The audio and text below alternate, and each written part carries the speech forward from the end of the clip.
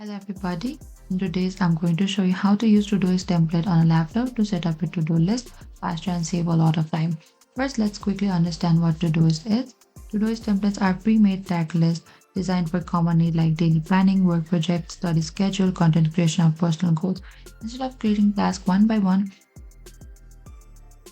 template helps you start instantly. So now first, you need to open to your laptop and make sure to open any of the web browser. You can use Google, Safari or the Edge, and after you open the interface of the web browser in the top, you can see there's a search bar, type todoist.com and enter it. And once the Todoist website opens, make sure to log into your account using your email or Google account. And after logging in, over here what you can do is on the left hand side, select to the search and type down template. And over here on the bottom that says browse templates, select to the browse templates over here. And over here you'll find a lot of templates such as daily planner, weekly planner, study planner, work project, habit tracker. You can click on any of the template you like and you can preview the task included in that template. And once you choose a template, you can select click or use. Thank you for watching this video. I hope I could help you. Don't forget to like, subscribe, and if you have any trouble or confusion, please comment down below and we will reach out to you very soon.